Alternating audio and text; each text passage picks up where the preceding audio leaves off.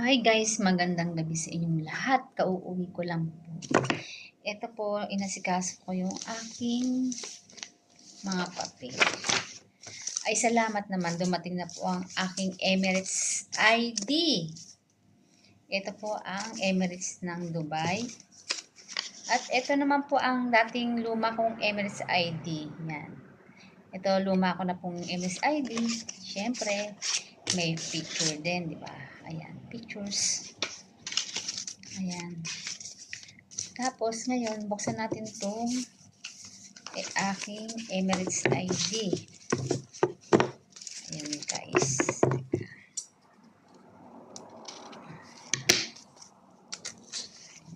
Sagad naman. Sobra. Ayan. Ayan po ang ganito nilang Emirates ID. Taran! Ayan po guys, ang Adele Aguilar Libdan.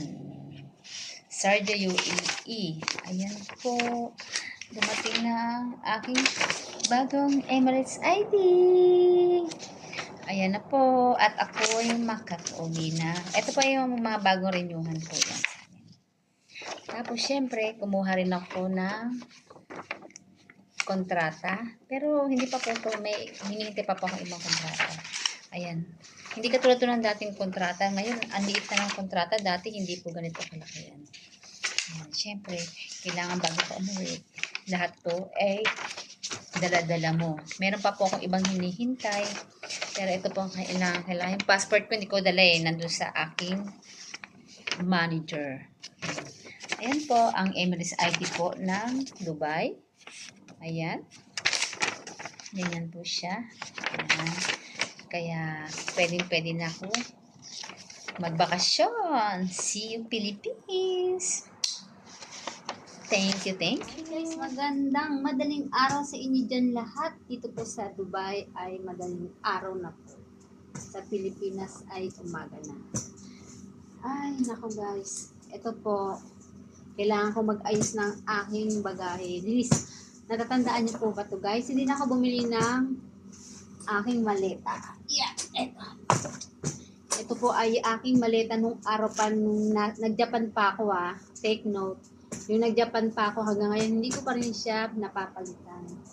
Ewan ko, parang napamahal na sa akin tong bag na to eh. Yan.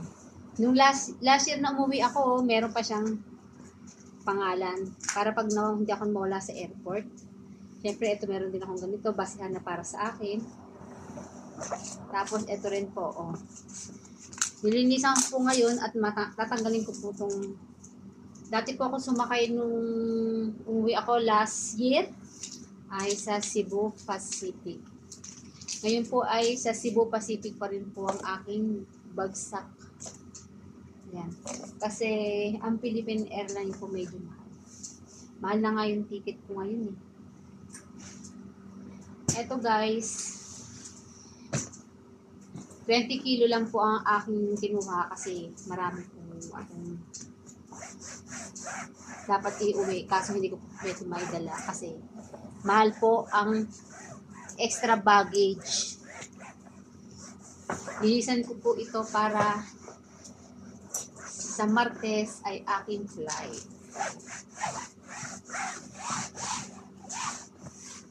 Linisan ko lang siya guys kasi ginagawa ko po siyang cabinet eh. Ito. Tatanggalin ko yung mga luma kong damit, yung mga aking mga damit na hindi nasuot. Alam niyo, natutuwa ako dito sa aking maleta na to Mantakin mo. Ang tagal na nito. Nasa Japan pa talaga ako. Ito na yung aking maleta.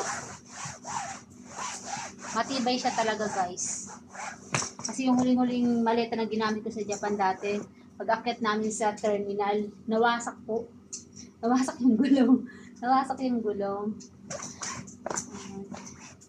Wait na puyat ang aking kabuhayan. Ay.